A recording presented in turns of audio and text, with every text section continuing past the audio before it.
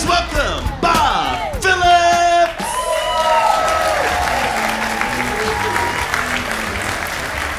All right. Thank you so much. Thank you. It's great to be here in Sarasota. Yeah, like Ron was saying, you can hear me on XM Sirius. I did a couple episodes of Fox's Laughs, which is kind of a late-night comedy series. And I think the thing I'm most proud of, though, I was on a very short-lived NBC television series called Touched by an Uncle. You guys,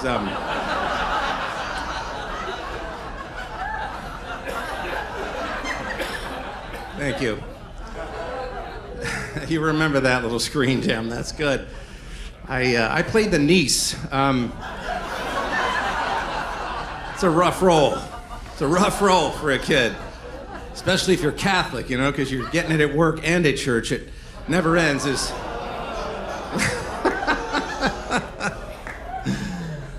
Oh, this is all bullshit. Don't worry about it. I got some good news to impart to you folks. I just finished my first movie. Feeling pretty good about that.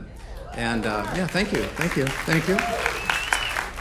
It's called Death on the Sidewalk. Kind of a low-budget deal. I shot it with my car's backup camera.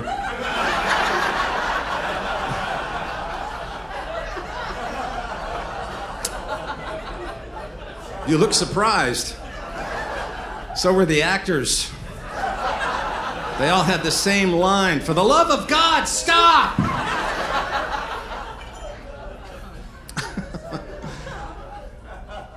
Oh my. Well, you know, here's the thing with being a comedian these days. Everybody asks you, they're like, hey, are you worried about getting slapped on stage? Are you worried about getting punched? Because that happens, you know? You worried? I'm like, no. That's always my answer, no. For two reasons. I was a boxer for 8 years. That's number one. And number two, I'm in Sarasota, Florida.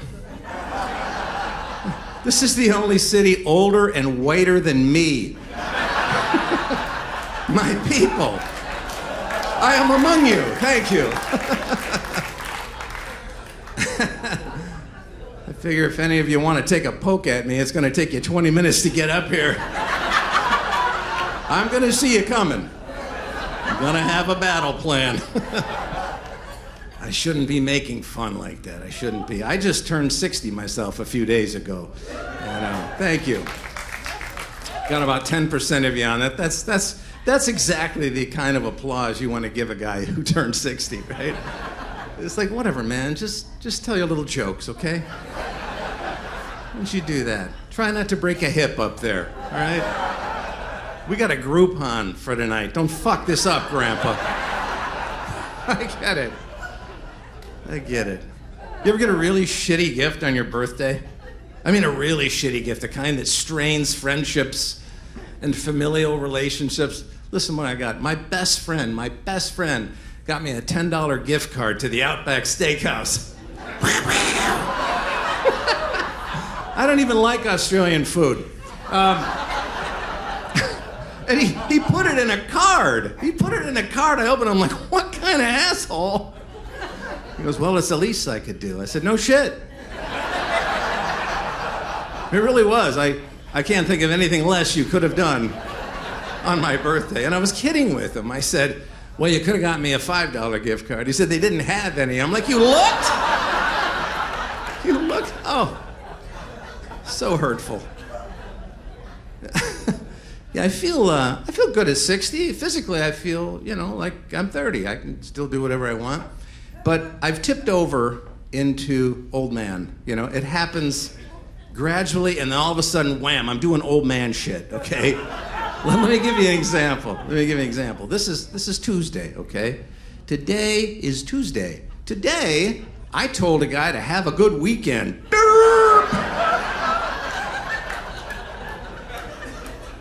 Have a good weekend. So embarrassing. This poor guy's like, okay, I will. When it gets here, in 4 days.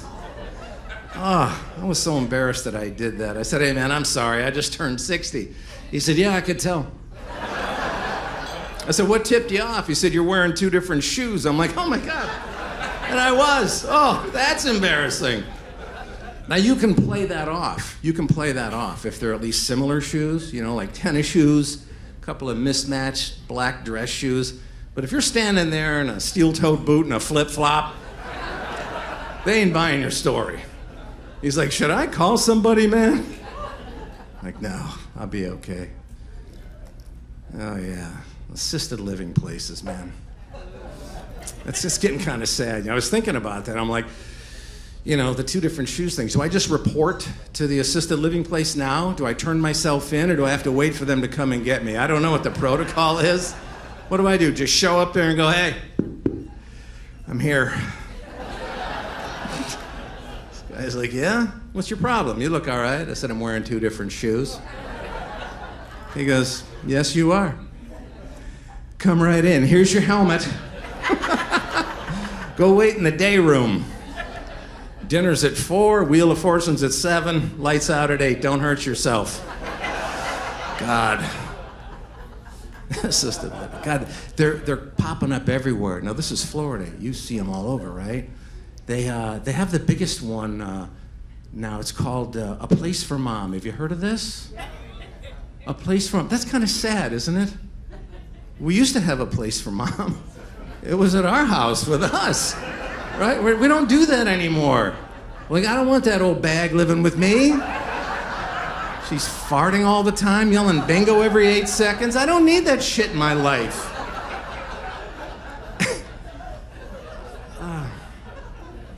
And they have a slogan. I'm not making this up. They have a slogan. This is the slogan for A Place for Mom. New adventures for Mom. New adventures for Mom. Okay, let's think about this a second. Mom is 92, okay? She's on the back 9 of late-stage Alzheimer's. She's having a new adventure every 3.5 minutes, you know? You don't have to take her to the zoo, is what I'm saying. Save the money. She's already there, all right? I know that sounds awful, but you know what's even worse than that? They don't even have one called A Place for Dad. They don't. No one wants us. They want us to sleep in the street or something. People are like, I don't want that old bastard living with me. I didn't like living with him the first time around. Look at him walking around in a steel-toed boot and a flip-flop, calling everybody Daryl, yelling, have a good weekend.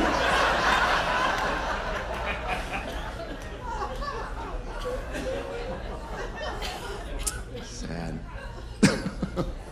So I just got back. I flew here from Shreveport, Louisiana. Lovely people in Louisiana. I love that place. I really love that. I was at a place called the Shreveport Comedy Club, and Shreveport Comedy Club is a lot like other clubs around the country. They always have a signature drink. Like, I don't know what it is here, but usually it's something like the Funny Fizz or the Last Laugh, something like that. At the Shreveport, what you got? What's the signature drink here? Somebody yelled out something. Die laughing. Die laughing. There you go. There's a signature drink. Okay. All right. Now at the Shreveport Comedy Club, the signature drink is the Lieutenant Dan. Yeah. Be careful when you go down there. Okay. Be careful. Just one of them. I was jumping off a shrimp boat in the Gulf of Mexico for no reason. Two of them, I was yelling at a couple of hookers to get the fuck out of my apartment on New Year's Eve. I had a third one, I couldn't feel my legs. Oh, that's the line we're drawing here tonight, huh? Okay. I opened with a molestation joke. You're like, that's hilarious. We're not going with you on the joke about a fictional character from a 30-year-old movie. That's all right. Listen, the only way out of Shreveport to get here to Sarasota is Spirit Airlines. You guys been on Spirit Airlines? Woo! That's a white trash extravaganza, isn't it? Woo! Oh my God, these people, they've never traveled, they've never been on a bus before, much less gone on a fly. They have no idea what to do. Oh, they're disgusting. They get on the plane. They take their shoes and socks off. They put their gross feet up on the windows. And that's just the pilots. I'm like, fellas, come on, tighten it up, guys. Oh. And you hear things on Spirit Airlines you don't hear on legitimate airlines, right? Because they don't maintain their planes, okay? And everybody's had this. You're taxiing out to the runway, and time just gets stretched, you know? And you know you're not gonna take off when they said you were. Here's the noise.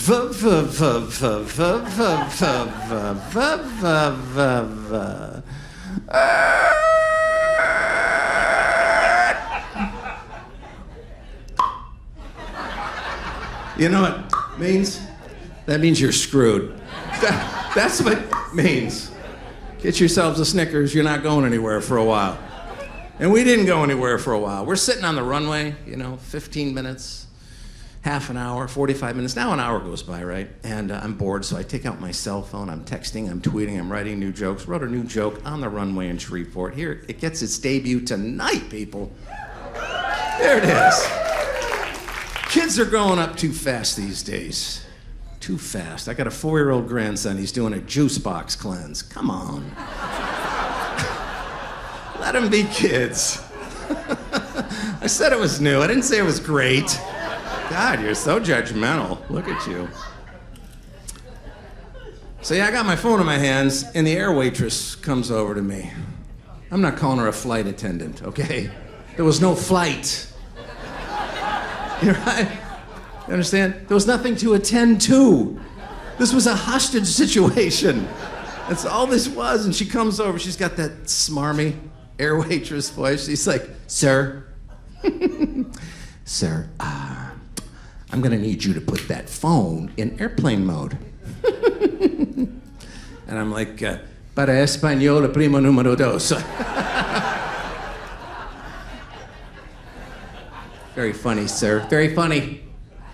I need you to put that phone in airplane mode. I said, "Listen here, Cupcake. We've been sitting here for over an hour doing nothing. How about you put this airplane in airplane mode? Can you?" Yeah. Thank you. Yeah. Let's get this tub in the air, sweet pea. Why don't you go up front, knock on those doors up there, tell those flyboys to put their shoes and socks on and throttle forward. I got a show for 150 white people in Sarasota, Florida, and you don't keep white people waiting.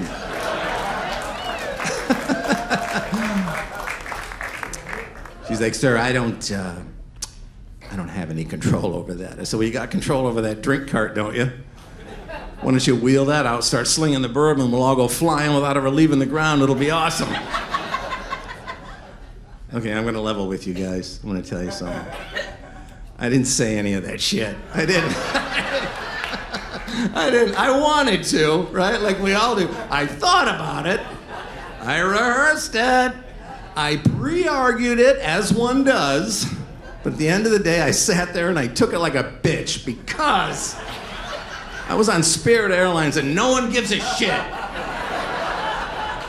I'm gonna tell you what I did do, though. I'm gonna tell you what I did do. I wrote a sternly worded tweet. The most sternly worded tweet maybe ever.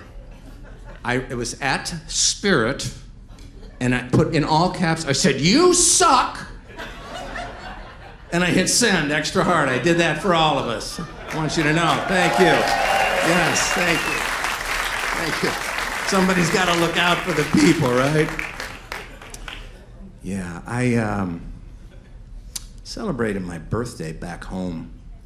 I'm from Detroit, and Detroit has a bunch of... Yeah, we got Detroit people here? All right, Motown, yeah. It's weird. It's 74 back home and 74 here in November. Isn't that weird?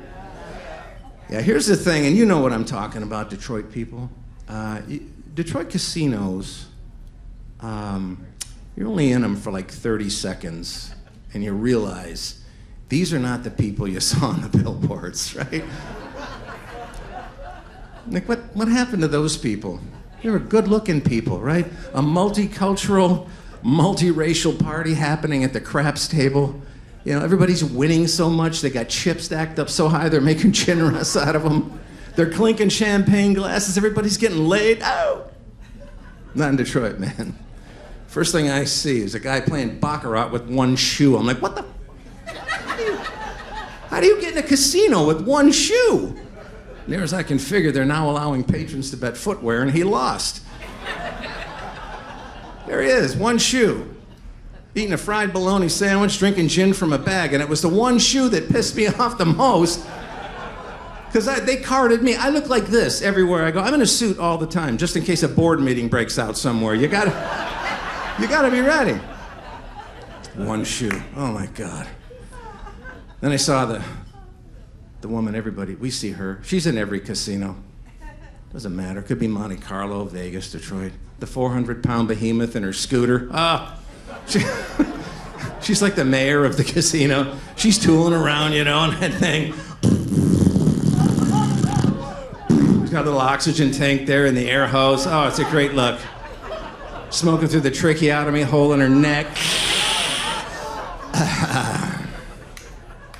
Sounds like Vin Diesel. I need some more tokens. Someone give me some more tokens, please. I'm a blackjack guy. We're gonna finish this fucking joke. I'm a blackjack guy. I love blackjack. It's a very fast-paced game. You can win a lot and lose a lot in a hurry with blackjack, right? And the thing is, though, it's the only game in the house where you can get the very name of the game and not win, right? If you get an ace and a face or an ace and a 10, if the dealer gets that, that's a push, that's a tie. You don't win nothing. First time I ever got a blackjack, I'm out in Reno, Nevada. I'm blowing my comedy money. I'm buying people.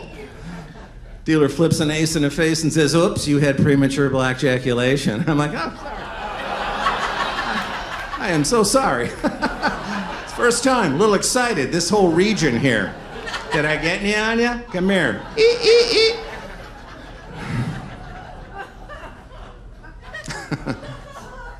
I'm kind of superstitious when I go to the casino. I like to bring a rabbit's foot with me. I rub that for luck. And I saw a woman on my birthday. She had a camel toe. And,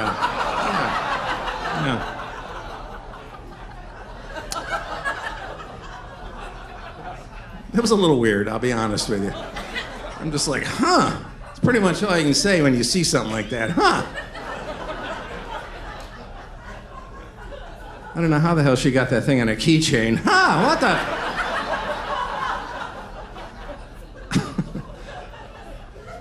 You think it hurts to get your ears pierced? Good Lord. Huh, what the? Anywho, we both got thrown out of there when I asked if I could rub it for luck, so I don't know if you noticed, I've been rocking this dad bod up here pretty good. I opened the jacket and my gut spilled out, yeah. I've been fighting this thing since, 2.5 years ago when we all went on lockdown, remember that? People gained the COVID-15. I blew right through that shit. I went to COVID-30, and I still have half of it, you know? It's pretty good dad bod, isn't it? Yeah. I could walk into Home Depot right now, wearing nothing but peep toe pumps and a halter top, and they'd still think I'm the afternoon manager. Are you seeing this? Let me tell you how you get a dad bod like this, okay? If you're wondering, and this is all true. I know I lied to you before, but this is true. It started during the first lockdown, right? And comedians, we had no place to go. There was nothing to do. We just had to sit there, right, and wait this thing out. So I think it was like on a Wednesday. It started on a Wednesday. It's irrelevant. But I woke up, it's 11 a.m. I'm like, kind of like the way this is going already. I'm kind of hungry. So I called Jet's Pizza. That's a place in Detroit. It's the shit, isn't Detroiters? Oh, yeah, Jet's Pizza. Called them up, and I had, at my house, 20 minutes later, a large New York-style double pepperoni pizza that I ate with an entire bottle of wine by myself. I was completely unsupervised. I didn't give a shit. And what happened was I was sitting on the couch waiting for this guy to show up, and I'm watching Golden Girl reruns. And I'm not even gay. I love that shit. Oh, come on. They're so sassy. Sass baskets. I'm having a good time. Now the doorbell rings, right? And I'm all excited. I jump up, and I only managed to get one shoe on, right? And I answer the door. So I answer the door with a robe and one shoe. First thing the guy says to me is, "Do you play baccarat?" I'm like, well, no. He gives me the pizza, I give him the money, I go and I eat that thing, right, with an entire bottle of wine. It's only 11:45 in the morning. And my other decision was to take a nap. I'm like, well, I got things I gotta do in the afternoon. I'll rest up, right? You ever have an early afternoon, like a drunken, it wasn't so much a nap as it was a gluten coma. You ever go into one of those? I was out and I was so gone for 4 hours. You know, the kind where your face becomes part of the couch. You're like, oh, and I woke up, I'm like, I'm kind of rumbly in my tumbly. So I called Jet Pizza. The same guy shows up. Same guy. I haven't bothered to put my second shoe on. My robe is hanging a little open. I got stuff from the first pizza in my beard. He looks at me, he goes, oh, and I go, oh. I give him the money, he gives me the pizza, and off he goes. I ate that pizza with another bottle of wine and watched 4.5 more hours of Golden Girl reruns. I loved it. Now it's 9 p.m. and I'm a considerate guy. I thought, well, not for me. I should really call them before they close. I really should. So I did. I called them. 20 minutes later, the same guy shows up with my pizza. What pizza delivery guy do you know who has ever worked a 10-hour shift? I'm not talking Pornhub. I mean just pizza delivery. Now it's completely uncomfortable. My robe is hanging open. My junk is fully on view. I know he can smell me. I don't have any shoes on. I don't care. I open the door, and he's like, oh, wow, okay. I said, you know the drill. He goes, yes, I do. He gives me the pizza. I give him the money. He starts to walk off my porch, but this time he stops. He turns around, he looks at me. He goes, hey, man, should I call somebody? I'm like, why does everybody keep asking me that? Yeah, call your manager. You forgot the breadsticks. So I'm a single guy at 60, which is kind of embarrassing to admit. It wasn't my fault. Yeah, and here's the thing. Like at 60, people want you to date, and when you're 60 and you're dating, it's weird because when you're in your 20s and 30s as a man, your big question is, oh, I hope she's on the pill, right? In your 40s and 50s, you're like, oh God, I hope I don't have to meet her kids. Now I'm 60, I'm like, I hope she has an outlet for my CPAP, because I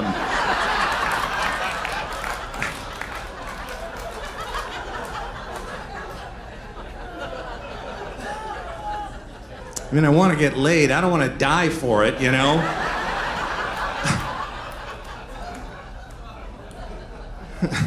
But people in your life at 60, especially your family and friends, they don't like it that you're single. They're like, what are you doing out there? What's going on with you? Huh? What? We don't want you out there all happy and free. What are you doing? You need to get hitched. You need to get in the boat with us, bub. I'm like, no, that thing looks like it's taking on water. I'm going to stay right here. I am quite all right with that. But I did check out the online dating scene, and I'm going to give you what I know, okay? There's some research. I'm going to give this to you. Match.com is the oldest and the biggest in the world. It's got like 80 million users, okay? So I'm from Michigan, and you know Michigan is bounded by fresh water, so you're going to have a lot of the pictures same up there as down here. All the women have the same picture. They're on a boat with a drink, maybe two, and they're doing that duck lip thing. I'm so happy. Don't do that. Don't do that to your lips, ladies. No man ever wanted you to do that. By the way, this is just sort of an aside. If you want to know what a woman really looks like, don't go to her Facebook page. Go to her friend's Facebook page. The women know this. Yeah, because on her page, everything looks great, man. Oh, the makeup is great. She's got more filters than Pep Boys. She's got the bunny ears, you know. You go to her friend's page. That's where the failed girls' night out pictures are. Oh, Rubber Meet Road. Oh yeah. Oh, it all starts out so happy and festive. There's like 8 of them. They're all piling into a limousine in the cul-de-sac. This is our night, girls. Woohoo! We don't don't need men. 5 hours later, they're coming back to the cul-de-sac. They're all spilling out into the street, holding each other's hair back while they throw up. That fucking Margaret, I'm so sick of that bitch. She's ordering cheese sticks and sticking them on my bill. Never going on girls' night out again with fucking Margaret again. But that's just an aside. Now, all the guys have the same picture, too. And you might say to yourself, Bob, why are you looking at the dudes? Well, I wanted to suss out my competition, right? And I told a friend of mine about that. He goes, no, man, don't look at their pictures. They know you looked at them. I said, I know. I saw the pizza guy the other night. We had a moment. It was weird, but it was fine. All the guys have the same picture, too, and women can attest to this. They're at the end of a dock, shirtless, aviators, holding a fish. Not in a bucket, not on a stringer, just holding a fish. Look what I can do for you. I am a provider. I thought to myself, we could put Match.com out of business tomorrow. All we got to do is get these ladies with the boats fixed up with the guys who like to fish, right? Situation solved. And I thought, no, that's stupid, Bob. That's stupid. They were together. She got the boat in a divorce. He got the fish at the end of that dock. That's how it works and how it always works. And there's an older one, too. It's called eHarmony. You've heard about this one. This is kind of a pain in the ass. You got to fill out 187 forms in triplicate. Give them a blood test, an iris scan, full background check, and at the end of that shit, they match you with a liberal vegan in Portland. Kill me! I ran out of bullets. Oh, God. And there's one, this is a free site. You guys heard of Plenty of Fish? Plenty of Fish. This is for people who don't have the $9.95 to find their soulmate. This is the Spirit Airlines of dating sites. It's not even Walmart. It's not. It's like across the street from, it's not even that. It's the people that walk to Walmart, okay? Look, this is my favorite. This is my all-time favorite. This is called Our Time, all right? That's my, well, you know what I'm talking about. This is my wheelhouse now. It's 50 and up. And now that I'm 60, it's kind of sad to think that they say 50 and up. I don't even get an age. I'm just up. It doesn't even matter that 50 and whatever the fuck you are, and all you other old bastards. Our time. And I don't mean to insult anybody who might have gone on there. I know, I'm just an average-looking guy, but I saw some of these people. I thought, dear God, please tell me I don't look like these cadavers. Oh. They shouldn't be on a dating site. They should be on a slab in a medical university. Our time. It should be our time is up.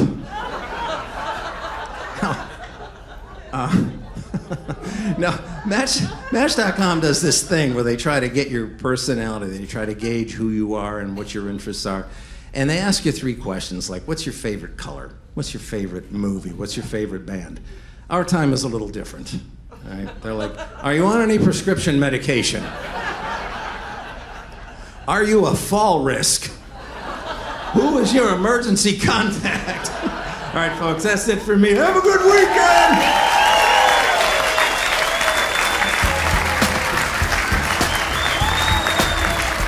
Bob Phillips, ladies and gentlemen!